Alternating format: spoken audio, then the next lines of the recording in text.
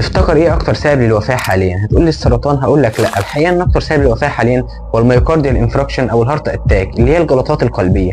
في حوالي 7 مليون شخص بيموتوا سنويا بسبب المشكله دي، يعني يوميا حوالي 19,000. يعني وانت بتتفرج على الفيديو ده في حوالي 13 شخص ماتوا بالسبب ده.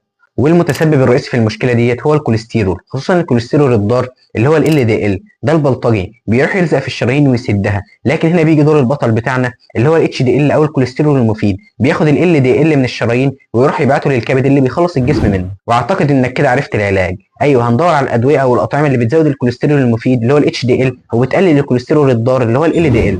مبدئيا كده لازم تبعد عن نوعين من الدهون او تقلل منهم قدر المستطاع، وهي الدهون المتحوله زي اللي موجوده في الاكل السريع اللي في الشارع او الحلويات او السمن الصناعي. تاني حاجه لازم تبعد عنها هي الدهون المشبعه زي اللي موجوده في اللحوم الدهنيه. طب تستبدل الدهون دي بايه؟ تستبدلها بالدهون غير المشبعه زي زيت الزيتون، او الدهون الصحيه زي اللي موجوده في المكسرات، او الاوميجا 3 والاوميجا 6 اللي موجودين في الاسماك الدهنيه وموجودين في بذور الكتان. طب لو انت شخص فعليا الكوليسترول الضار عندك عالي او معرض للجلطات ديت او جالك جلطه فعليا قبل كده، تعمل ايه؟ في الحاله ديت ممكن تلجا لادويه ستاتين اللي الابحاث اثبتت ان هي بتزود العمر من سنه ل5 سنين وبتقلل الاصابه للاشخاص المعرضين بنسبه 40%، وكل ده تحت اشراف طبي.